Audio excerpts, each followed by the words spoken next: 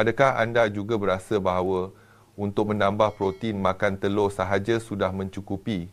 Malah mungkin dalam pemikiran anda, telur adalah sumber protein yang paling mudah dan berkualiti tinggi. Sebiji telur rebus setiap hari seolah-olah sudah menjadi insurans untuk kesihatan diri sendiri. Jika jawapan anda adalah ya, maka untuk beberapa minit seterusnya, sila tumpukan perhatian anda sepenuhnya. Dr.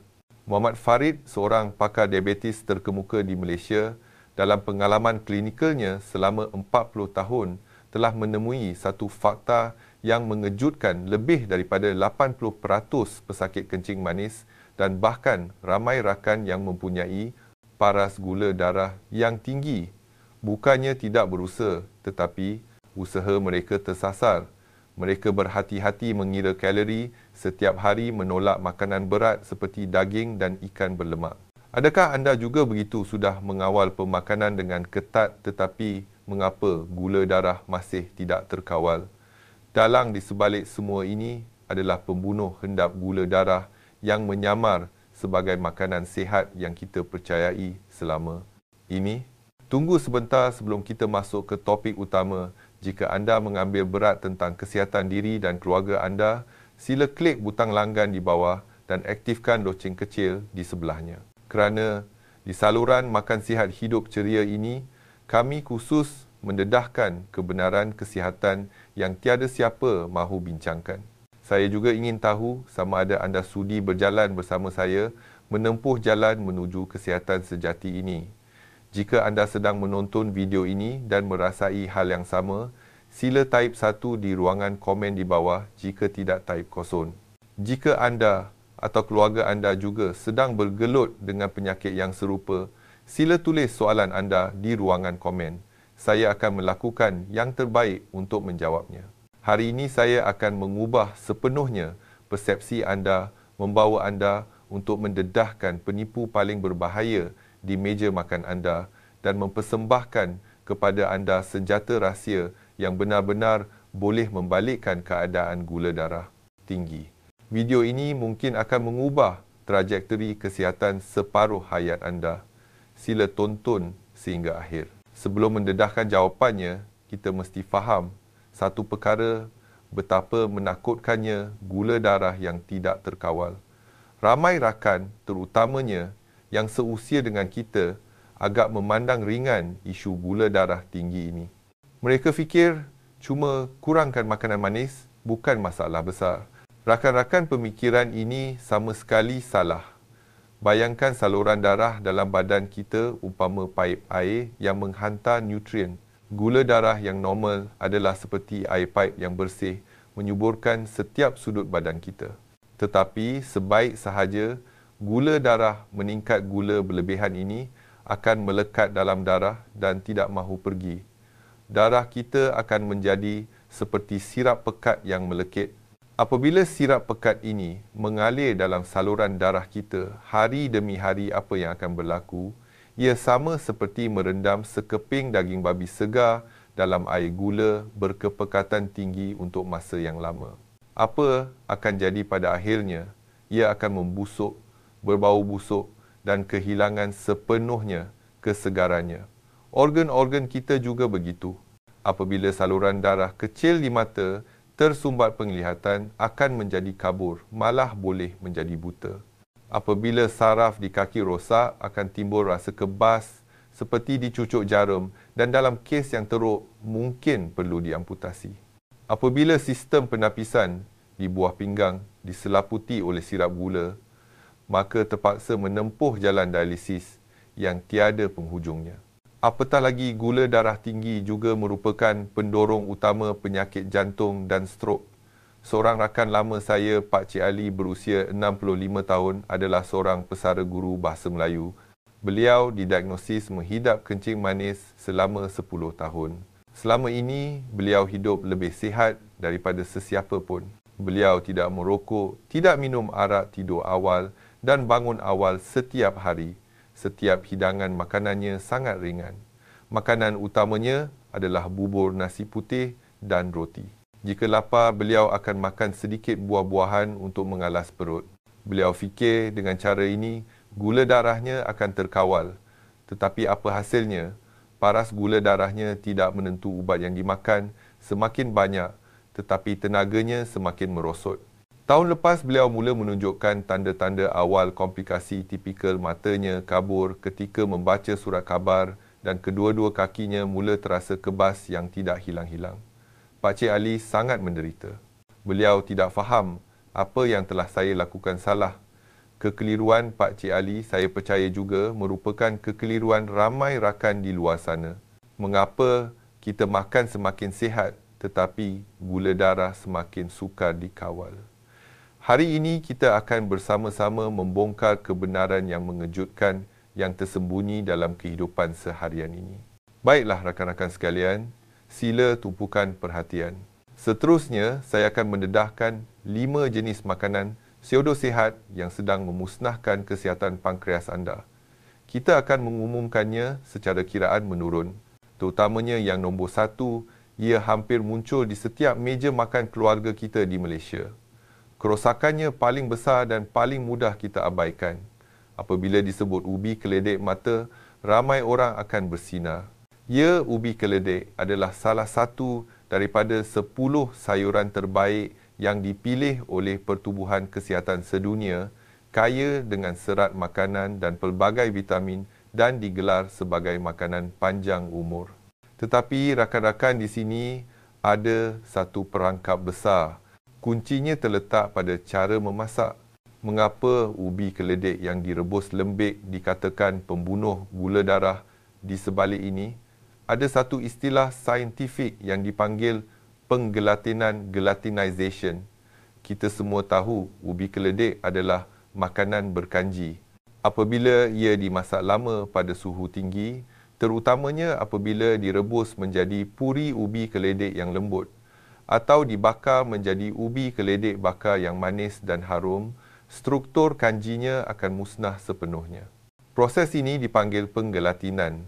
Kanji yang telah mengalami penggelatinan, apabila masuk ke dalam usus kita, hampir tidak perlu dicerna dan boleh diuraikan dengan cepat menjadi glukosa, menyebabkan gula darah anda melonjak serta-merta. Indeks glisemiknya, nilai GI bahkan lebih tinggi daripada gula putih. Jiran saya, Mak Cik Aminah adalah contoh hidup. Paras gula darahnya tinggi dan doktor menasihatinya untuk menjaga pemakanan. Beliau mendengar bahawa ubi keledek baik, jadi setiap pagi beliau mengukus semangkuk puri ubi keledek yang lembik sebagai sarapan. Berfikir ini jauh lebih sihat daripada makan nasi putih. Hasilnya, sebulan kemudian, semasa pemeriksaan susulan, gula darahnya bukan sahaja tidak turun, malah meningkat. Setelah bertanya panjang lebar, barulah doktor menemui puncanya. Mak Cik Aminah mengeluh, beliau tidak sangka ubi keledek yang sihat ini sebenarnya adalah racun manis yang membahayakannya. Jadi, adakah ubi keledek kawan atau lawan? Ia bergantung pada cara anda mengendalikannya. Jika anda ingin makan ubi keledek, ingat satu prinsip, makan yang keras, bukan yang lembut. Makan keseluruhan, bukan yang hancur. Cara terbaik adalah dengan mengukusnya sehingga baru masak dan masih mengekalkan sedikit kekerasan dan makan bersama kulitnya. Dengan cara ini, serat makanan dapat dikekalkan sepenuhnya, melambatkan kelajuan kenaikan gula darah. Makan banyak buah badan sihat. Ayat ini kita dengar sejak kecil. Buah-buahan kaya dengan vitamin dan serat sudah tentu ia baik. Tetapi bagi rakan-rakan yang perlu mengawal gula pemilihan jenis buah dan bentuknya memerlukan kebijaksanaan. Perangkapnya di sini adalah buah-buahan yang terlalu masak dan sangat manis serta buah-buahan kering yang dibuat untuk kemudahan penyimpanan. Seperti pisang yang terlalu masak, mangga yang manis dan besar dan anggur pada musimnya, kandungan gulanya sudah sangat tinggi. Manakala buah-buahan kering seperti kismis, longan kering, kurma merah dan mangga kering adalah jet pejuang dalam kalangan bom gula. Mengapa cuba bayangkan bagaimana buah kering dibuat? Ia dibuat dengan menyejatkan semua air dari buah segar. Apa yang tinggal? Bukankah ia gula yang sangat pekat? Pepatah yang pekat itu pati adalah satu pembohongan besar dalam konteks ini. Saya berikan anda satu perumpamaan. Anda mungkin makan 10 biji anggur segar dan sudah rasa sedikit kenyang. Tetapi, jika ditukar kepada kismis, anda boleh mengambil segenggam dengan mudah yang mungkin bersamaan dengan 20-30 biji atau lebih. Anda makan gula beberapa kali ganda, lebih banyak daripada buah segar, tetapi rasa kenyangnya jauh berbeza. Lebih teruk lagi semasa proses dehidrasi vitamin C yang berharga dan sebahagian serat makanan dalam buah akan musnah. Anda fikir anda sedang menambah nutrisi, padahal sebenarnya anda hanya makan segenggam demi segenggam gula semula jadi. Ini tidak banyak bezanya dengan makan gula secara terus. Jadi rakan-rakan, jika anda ingin makan buah, sila ingat untuk memilih yang tidak terlalu masak dan kurang manis seperti jambu batu, epal tomato ceri dan beri biru, dan pastikan untuk mengawal kuantitinya. Saiz segenggam sehari sudah memadai. Bagi buah-buahan kering dan manisan, elakkanlah jika boleh.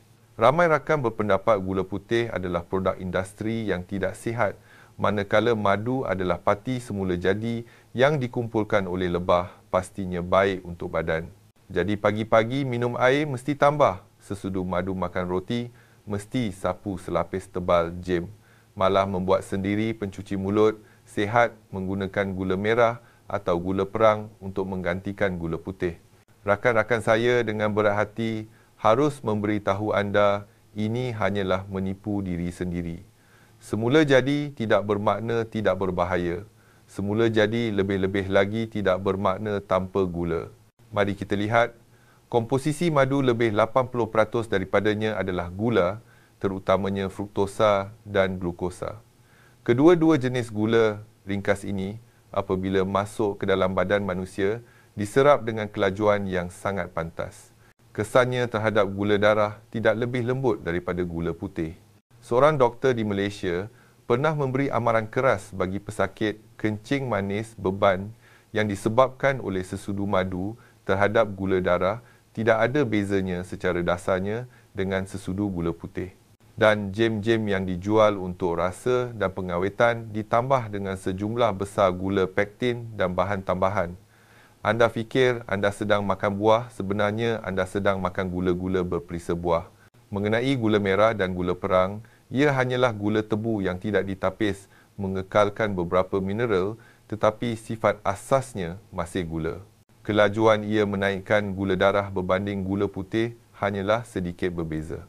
Jika anda benar-benar mengidamkan manis tetapi bimbang tentang gula darah, apa yang perlu dilakukan? Kini di pasaran terdapat beberapa pemanis semula jadi seperti stevia yang diekstrak daripada daun stevia atau erythritol.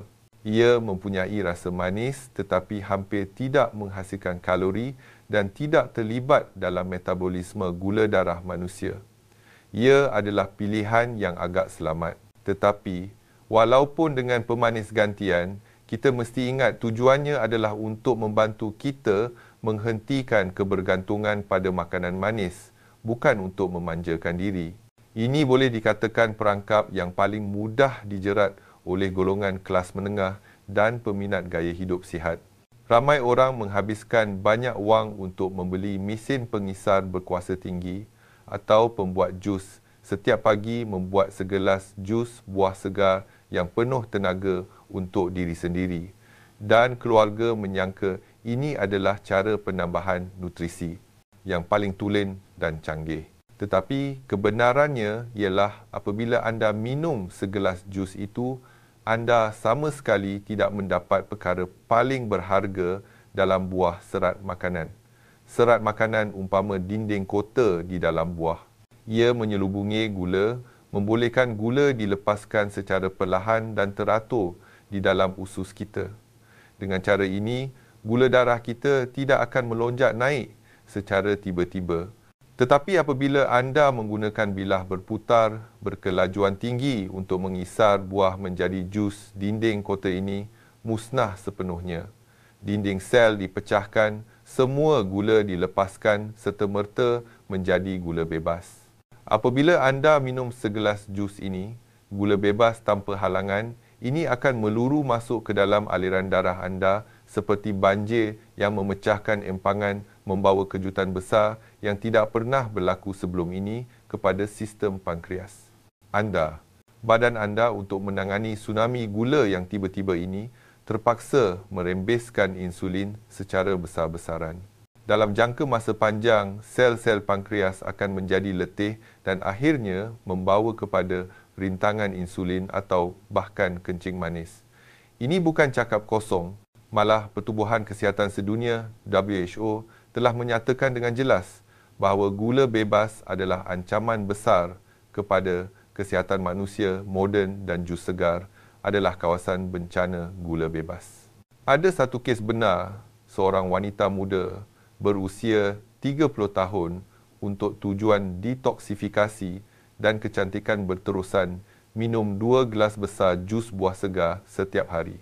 Akibatnya, dalam masa kurang dari 2 tahun, beliau didiagnosis dengan penyakit hati berlemak yang teruk dan pradiabetes. Beliau tidak faham mengapa sedangkan beliau makan dengan begitu sihat. Rakan-rakan ingat satu ayat, sentiasa pilih untuk makan buah-buahan keseluruhan, bukan minum jus. Jika gigi anda tidak kuat potong buah menjadi kepingan kecil dan makan perlahan-lahan, sila simpan pembuat jus di rumah anda. Kemudaratannya kepada kesihatan anda jauh lebih besar daripada kebaikannya. Rakan-rakan, sebelum mendedahkan juara, anda boleh meneka di ruangan komen siapakah pembunuh hendap gula darah yang paling biasa ini. Lihat sama ada tekaan anda betul, baiklah tidak perlu berteka-teki lagi. Makanan pseudo sihat nombor 1 yang paling memudaratkan gula darah adalah makanan ruji yang telah kita makan selama beribu-ribu tahun, nasi putih, bubur nasi putih, roti putih. Terkejut bukan? Rasa tidak percaya bukan? Ramai orang akan berkata, saya tidak makan gula, saya hanya makan nasi. Seperti biasa, bagaimana ia boleh menjadi pembunuh gula darah? Biar saya beritahu anda mengapa. Perkara-perkara yang kita panggil makanan ruji ini, mereka mempunyai satu nama yang sama, karbohidrat ditapis. Apa maksud ditapis? Ia bermaksud bijirin penuh yang asal, seperti beras perang atau gandum penuh, diproses melalui pengisaran berlapis-lapis, membuang bahagian paling berkhasiat, iaitu sekam dan germa, hanya meninggalkan bahagian endosperma, iaitu kanji tulen. Kanji tulen ini, apabila masuk ke dalam badan kita, dicerna dengan sangat mudah. Ia akan ditukar 100% menjadi glukosa dengan kelajuan yang sangat pantas. Terutamanya bubur nasi putih yang kita gemari. Selepas dimasak untuk masa yang lama, kanjinya telah mengalami penggelatinan yang tinggi. Kelajuan ia menaikkan gula darah lebih cepat dan lebih ganas daripada makan nasi putih biasa. Dalam dunia perubatan, ada satu pepatah klasik bagi pesakit kencing manis semangkuk bubur nasi putih bersamaan dengan semangkuk air gula. Ingat Pak Cik Ali yang kita sebutkan tadi, beliau adalah mangsa tipikal. Beliau fikir, apabila sakit perlu makan sesuatu yang ringan dan mudah dihadam, setiap pagi tanpa gagal beliau minum semangkuk besar bubur nasi putih dengan sedikit lauk masin. Beliau tidak tahu bahawa semangkuk bubur yang kelihatan lembut dan menyihatkan perut, inilah punca utama gula darahnya sentiasa tinggi. Melihat ini, anda mungkin merasa putus asa. Ubi keledek tidak boleh dimakan. Sewenang-wenangnya, buah-buahan perlu dihadkan, malah nasi dan bubur pun menjadi musuh. Jadi apa lagi yang boleh kita makan? Jangan risau, sila teruskan menonton. Rakan-rakan sekalian, jangan berputus asa. Walau setinggi mana pun, kejahatan kebaikan pasti lebih tinggi. Memandangkan ada pembunuh gula darah, pasti ada penawarnya. Selepas menyekat sumber banjir, kita juga perlu belajar membina benteng yang kukuh. 5 jenis penawar ajaib di meja makan berikut anda mesti ingat baik-baik. Di tempat pertama adalah oat yang dikenali sebagai Raja Bijirin. Mengapa oat begitu ajaib? Kuncinya terletak pada sejenis serat makanan larut air yang dipanggil beta-glukan. Anda boleh bayangkan beta-glukan ini seperti span yang mempunyai daya serapan air yang sangat kuat. Apabila anda makan oat, ia akan menyerap sejumlah besar air di dalam perut anda membentuk sejenis bahan likat seperti gel. Gel ini akan menyaluti makanan lain terutamanya karbohidrat seolah-olah memakai baju tebal untuknya. Dengan cara ini, kelajuan pencernaan makanan ini akan diperlahankan dengan banyak dan gula hanya dapat dilepaskan secara perlahan-lahan ke dalam darah. Gula darah anda secara semula jadi akan menjadi sangat stabil, tidak naik turun secara mendadak. Itulah sebabnya saya menggelar oat sebagai kapsul pelepasan perlahan gula darah. Sangat sesuai bukan pentadbiran makanan dan ubat-ubatan FDA Amerika Syarikat. Bahkan secara terbuka mengiktiraf bahawa oat yang kaya dengan beta-glukan bukan sahaja dapat menstabilkan gula darah, tetapi juga membantu menurunkan kolesterol dan risiko penyakit kardiovaskular. Ini adalah berita baik berganda bagi kita yang mempunyai masalah gula. Tetapi sila ambil perhatian, oat yang saya maksudkan adalah oat gulung rolled oats atau oat potong keluli steel cut oats yang perlu dimasak dengan air panas dan bijirinnya masih utuh. Bukan oat segera yang ditambah gula dan krema di pasar raya yang boleh diminum selepas dibancuh. Itu adalah makanan ringan yang tidak berkhasiat, jangan keliru. Apabila disebut peria ramai rakan, mungkin akan berkerut dahi. Rasanya memang kurang digemari, tetapi keberkesanannya dalam menurunkan gula darah telah dibuktikan secara saintifik. Peria mengandungi dua komponen yang sangat berharga. Satu dipanggil polipeptida P-charentin dan satu lagi dipanggil visin. Para saintis mendapati bahawa struktur dan fungsi bahan-bahan ini sangat serupa dengan insulin dalam badan kita. Ia boleh membantu badan kita menggunakan glukosa dalam darah dengan lebih berkesan memindahkan gula dari darah ke dalam sel dan dengan itu memainkan peranan dalam menurunkan gula darah. Oleh itu, peria juga digelar oleh para saintis sebagai insulin tumbuhan. Ini bukan petua tradisional semata-mata, tetapi disokong oleh penyelidikan perubatan moden. Kini sudah banyak syarikat bioteknologi mengekstrak bahan-bahan berkesan ini dari peria untuk dijadikan produk kesihatan. Sudah tentu cara paling semula jadi dan selamat adalah dengan memakan peria secara terus dalam diet harian kita. Bagaimana cara makannya untuk mengekalkan aktiviti penurun gula dengan terbaik? Cadangannya adalah dibuat ulam atau ditumis sekejap. Jangan dimasak lama pada suhu tinggi. Contohnya, membuat kerabu peria atau peria goreng telur adalah pilihan yang sangat baik. Demi kesihatan menahan sedikit rasa pahit pastinya berbaloi. Diet kita di Malaysia tidak dapat dipisahkan daripada produk soya. Ini benar-benar warisan berharga yang ditinggalkan oleh nenek moyang kita. Tahu-tahu kering, susu soya tanpa gula dan natto yang merupakan khazanah negara Jepun, semuanya adalah teman baik kita dalam perjalanan mengawal gula. Produk soya mempunyai 3 kebaikan utama. Pertama, indeks glisemiknya sangat rendah, hampir tidak akan menyebabkan turun naik gula darah.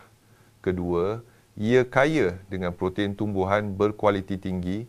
Protein boleh memberikan rasa kenyang yang berpanjangan, membuatkan anda tidak mudah lapar dan dengan itu mengurangkan keinginan untuk makanan ruji dan makanan ringan.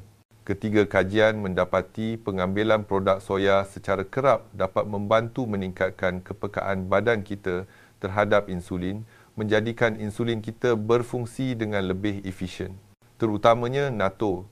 Selepas proses penapaian, ia bukan sahaja mengekalkan semua nutrien kacang soya, tetapi juga menghasilkan bahan aktif yang dipanggil nattokinase yang sangat baik untuk melarutkan darah beku dan melindungi saluran darah. Jadi rakan-rakan sila masukkan produk soya ke dalam menu harian anda. Sarapan pagi boleh minum segelas susu soya segar tanpa gula. Makan tengah hari atau malam nikmati hidangan tauhu sumbat atau kerabu tauhu kering. Sedap dan sihat. Semua doktor dan pakar pemakanan akan memberitahu anda satu ayat. Makan lebih banyak sayur-sayuran, terutamanya sayur-sayuran berdaun hijau gelap seperti bayam, kangkung dan brokoli. Kebaikan mereka dalam menstabilkan gula darah ditunjukkan dalam 2 aspek. Pertama, ia kaya dengan serat makanan dan sangat rendah kalori. Apabila makan, makanlah sepinggan besar sayur-sayuran terlebih dahulu. Perut anda akan cepat berasa kenyang dan secara semula jadi, anda tidak akan makan nasi terlalu banyak selepas itu. Serat ini bertindak seperti penyapu melambatkan penyerapan gula. Kedua, sesetengah sayur-sayuran mempunyai kemahiran tersembunyi khas. Contohnya brokoli, ia mengandungi bahan yang dipanggil sulforafane. Kajian perubatan terkini mendapati sulforafane ini boleh bertindak pada hati kita mengurangkan penghasilan glukosa oleh hati itu sendiri. Kita tahu gula darah tinggi bukan sahaja datang dari makanan hati kita sendiri juga menghasilkan gula dan sulforafan boleh menghalang proses ini. Hebat bukan? Jadi urutan makan sangat penting. Kita akan bincangkannya secara terperinci kemudian.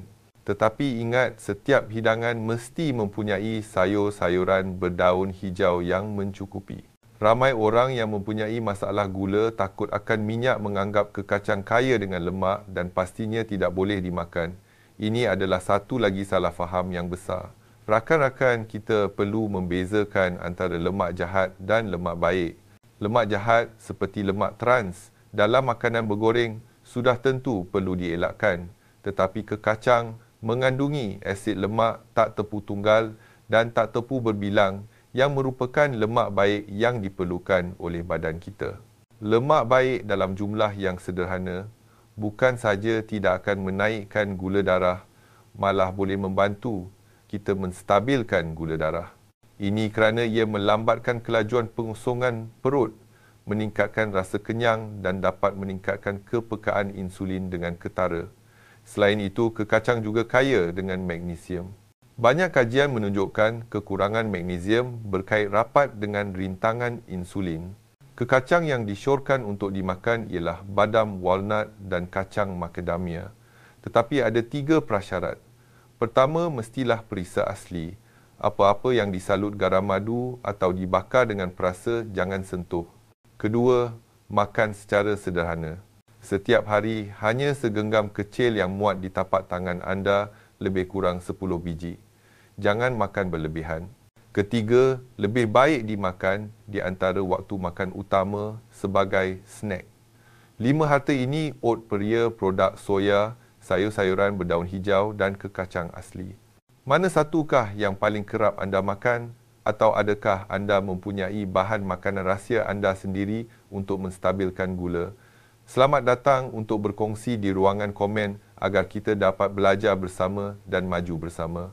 Baiklah rakan-rakan, sekarang kita sudah tahu pembunuh gula darah mana yang perlu dielakkan dan kita juga tahu wira penurun gula mana yang perlu didampingi. Tetapi mengetahui apa yang perlu dimakan sahaja tidak cukup. Menguasai cara makan yang betul boleh menjadikan usaha mengawal gula kita berkali ganda lebih berkesan. Ia seperti berperang, mempunyai senjata yang canggih, memerlukan taktik yang bijak. Seterusnya, saya akan berkongsi tanpa segan silu 4 rahsia emas kawalan gula saintifik yang telah terbukti berkesan oleh ramai orang.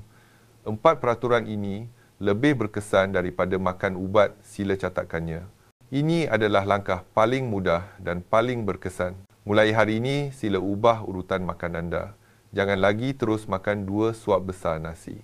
Urutan yang betul adalah minum semangkuk kecil sup jernih dahulu, kemudian makan sayur-sayuran dalam kuantiti yang banyak diikuti dengan protein anda seperti ikan, daging, telur atau tauhu dan akhir sekali barulah makan makanan ruji anda. Mengapa begini? Prinsipnya sangat mudah.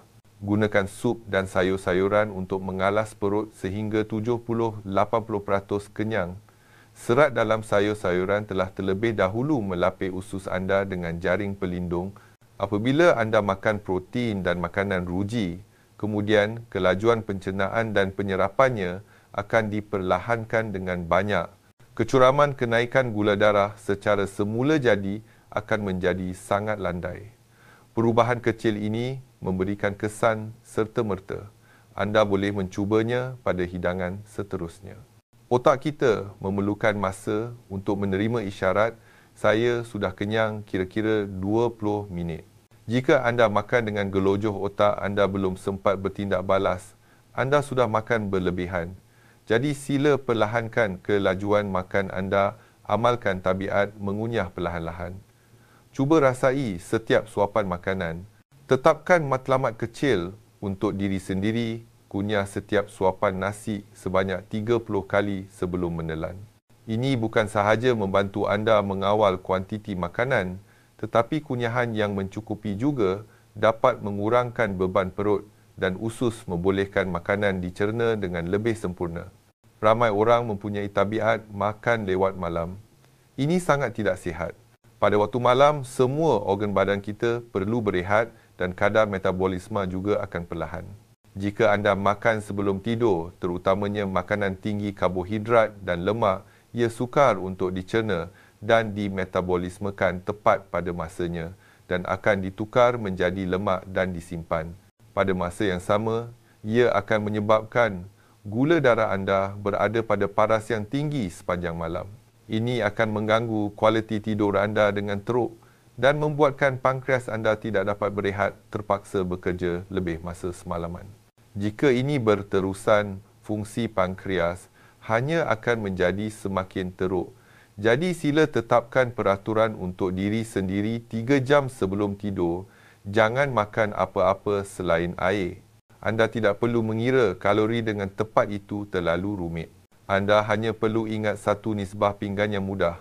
Bayangkan pinggan anda dibahagikan kepada 4 bahagian.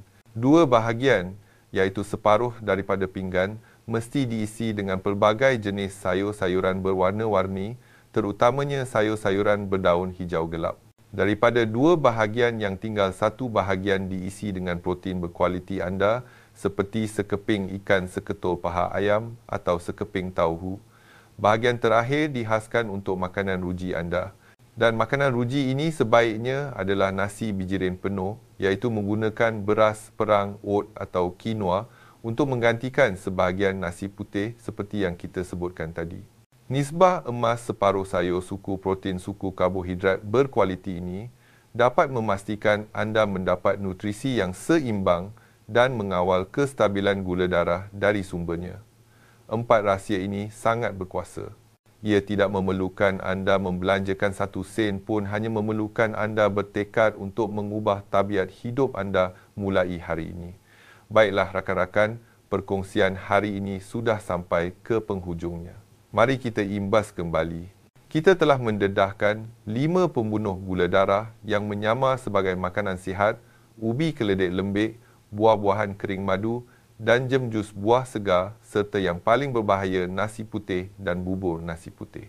Kita juga telah mengenali 5 wira penurun gula yang melindungi kesihatan kita, oat peria produk soya sayur-sayuran berdaun hijau dan kekacang asli. Akhir sekali, kita juga telah menguasai 4 rahsia emas yang lebih berkesan daripada makan ubat-ubah, urutan makan kunyah, perlahan-lahan jangan makan sebelum tidur dan amalkan konsep pinggan sihat.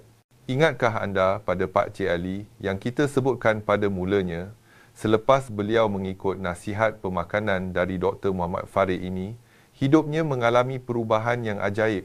Beliau menukar sarapan bubur nasi putihnya kepada oat dan telur, menukar makanan rujinya kepada nasi beras perang, mematuhi dengan ketat urutan makan sayur dahulu, kemudian lauk akhir sekali nasi dan menghentikan semua jus buah dan pencuci mulut.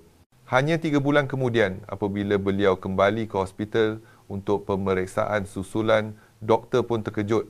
Bacaan HbA1c gula darah purata beliau turun dari paras bahaya 9.5% kepada hampir normal pada 6.5%.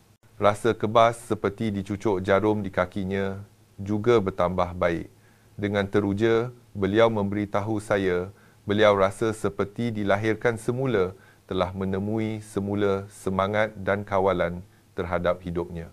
Kisah Pak Cik Ali memberitahu kita bahawa mengawal gula darah bukanlah satu pertempuran yang menyakitkan dan penuh pantang larang, tetapi satu revolusi gaya hidup yang penuh dengan kebijaksanaan dan harapan. Ia tidak memerlukan anda berlapar apatah lagi melepaskan makanan lazat. Apa yang diperlukannya adalah kesedaran dan tindakan anda. Kesihatan adalah hadiah paling berharga yang kita berikan kepada diri sendiri dan keluarga. Jika anda rasa video hari ini bermanfaat untuk anda, jangan lokek untuk berkongsi. Hantarkannya kepada keluarga dan rakan-rakan yang anda sayangi, terutamanya kepada warga emas yang masih bergelut dengan masalah gula darah. Satu tindakan perkongsian yang mudah mungkin boleh mengubah hidup mereka. Mulai hari ini, genggam erat kawalan kesihatan anda di tangan sendiri.